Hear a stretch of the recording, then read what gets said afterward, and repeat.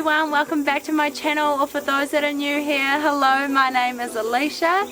Me and my husband live here in beautiful New Zealand on a 10-acre property where we are slowly trying to move towards living a more self-sustainable lifestyle. So along with rearing calves, pigs, all our own animals, having our own chickens and eggs, we have also planted a massive veggie garden. So in today's video, I thought I would share a few tips with you when it comes to growing seedlings. I'll be sharing how to tell if a seed is alive before you plant it, along with all the factors that come into it when you are growing your seedlings to make sure that you have a strong and healthy seedling. So I hope that you enjoy this video and that you learn a few new things about growing seedlings. So let's get on into it. Okay, so to start it off, my first tip is about seed viability. So a lot of people didn't know that seeds actually have a lifespan. If you buy a seed packet and turn it around, you can see that they have a best before date.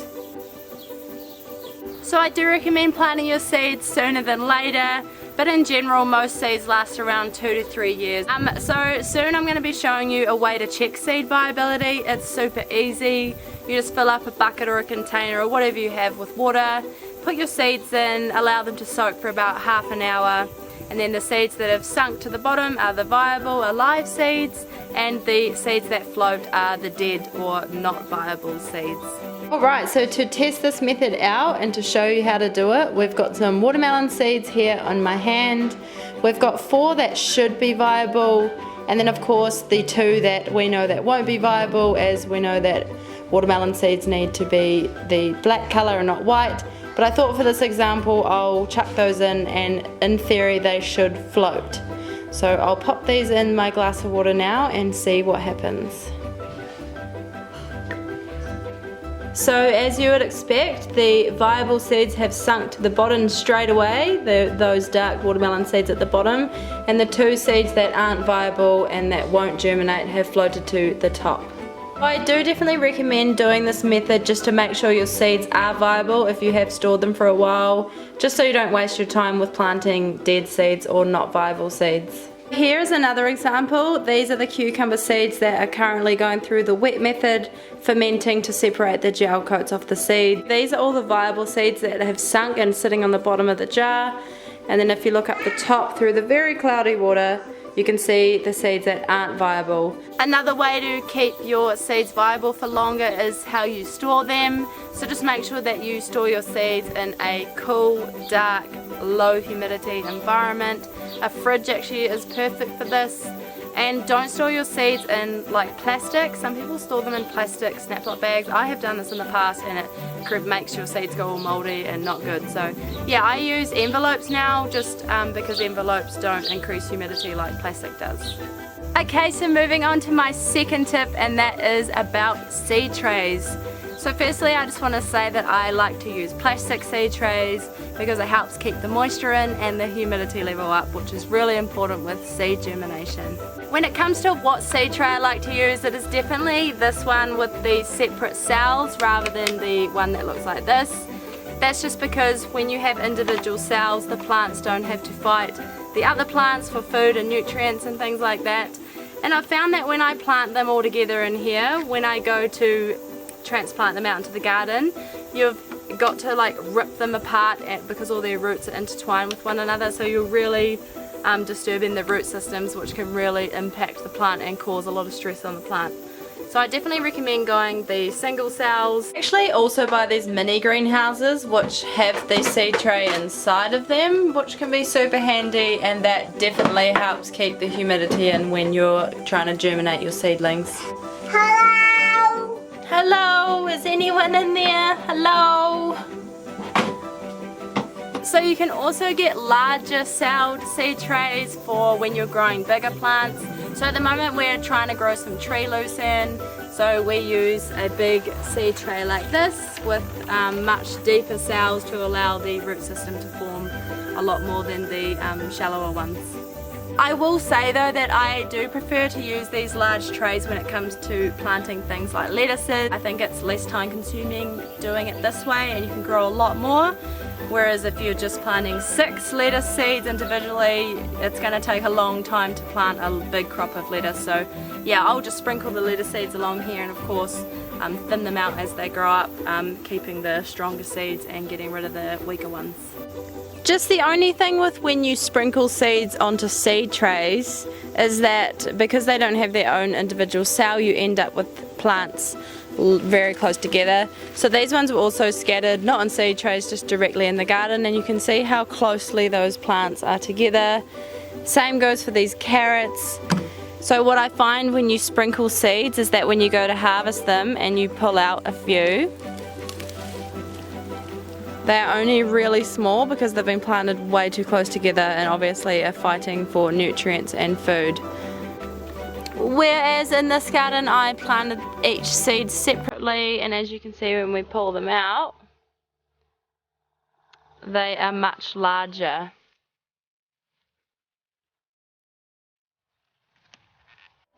So you can compare the 2 carrots. The ones on the left are the ones that I planted separately, and the ones on the right are the ones that I just scattered all together. Oh, horses. Shall we go give them to the horses? Quack. Quack. Carrot, good speaking. Horses. Okay, you grab them, we'll give them to the horses. At least no food goes to waste here. All the little carrots we will go and give to the horses. Alright, so we're just going to give these carrots to the horses, and then I'll be back with my 3rd tip. Horses. You say horses.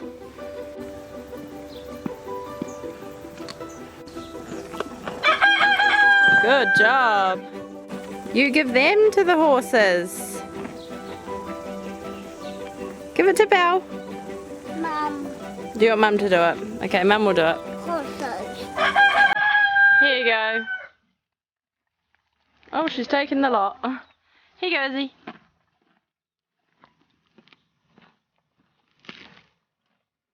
What about Peanut? Where's little Peanut? Oh, there he is. We do actually have a mini pony too. Come on, Peanut! Give it to him.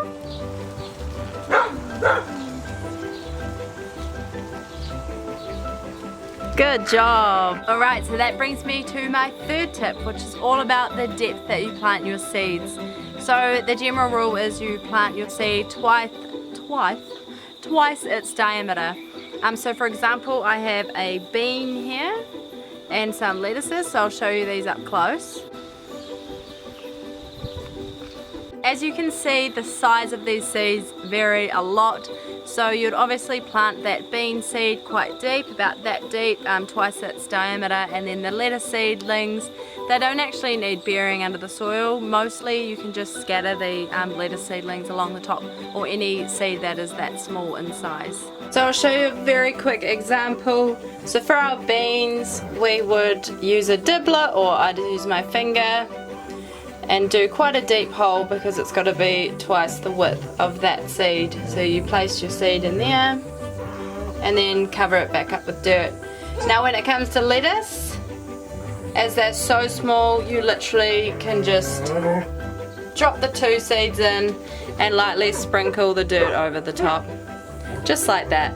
What happens when you sow the seed way too deep is that by the time it gets to the top of the soil, it's used up so much of its energy, and you ended up with like a leggy, thin stem, and it's never going to be a very strong plant. So yeah, that's my 3rd tip. Just remember to sow your seeds twice the width of the seed and you'll be fine. Alright, moving on to my 4th tip.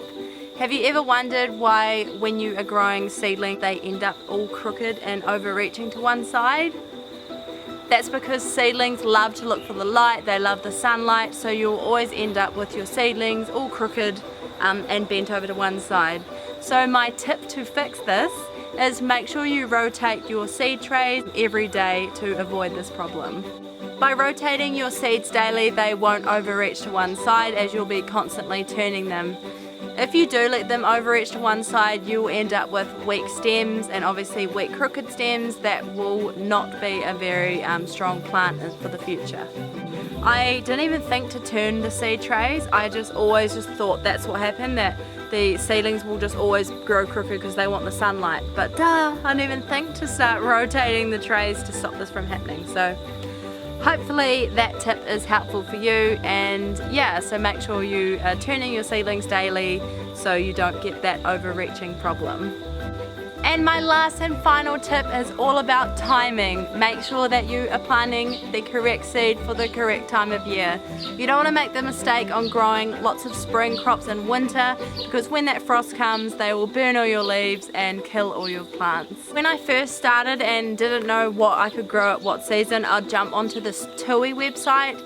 It's really easy to use. You just plug in where you live and it comes up with all the vegetables that you can grow in that season.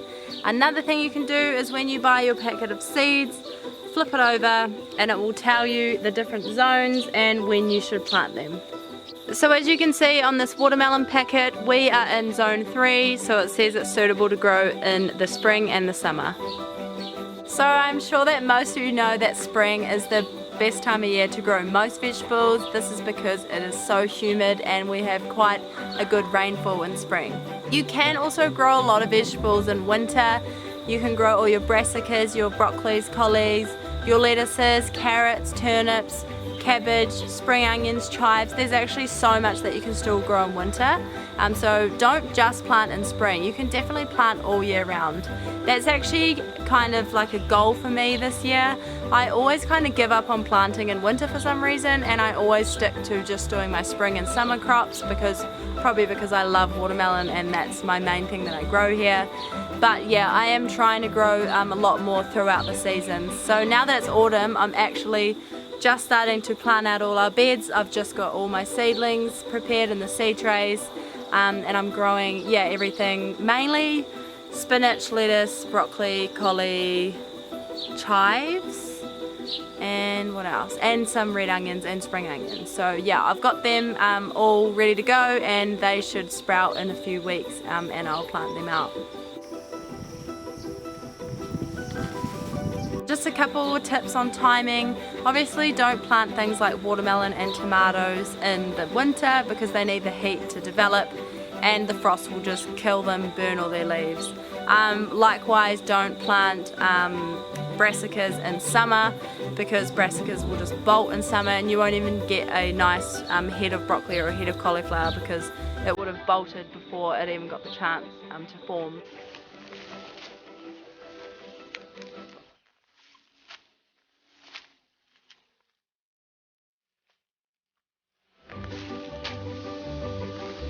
Alright, so that pretty much sums up this video. Those were my 5 top tips that I have for you guys when it comes to seedlings and growing your seeds. So I'll just run over them one more time. The first tip was all about seed viability, just making sure that your seeds are alive, of course, before you plant them, and also how to store the seeds correctly. My second tip was all about the seed trays, that we use the single cell trays to stop competition of the seeds. Third one was all about seed depth. Just remember to plant them twice the width of the diameter, twice the width of the seed. My fourth tip was just about turning those seed trays to avoid that overreaching towards the sunlight. And lastly is all about timing. Just make sure that you plant the seeds at the right time of year. If you enjoyed today's video and that you learned something that you didn't already know about growing seeds and seedlings, and if you would like to subscribe to my channel, it would be amazing. I make a lot of videos about self-sufficiency, veggie gardening, our home orchard, also rearing calves and pigs. Those are my 2 specialties, as I've reared those types of animals for over 10 years now. So I'll be making a lot of videos about that. So yeah, thanks for watching this video and I'll see you in the next one. Bye.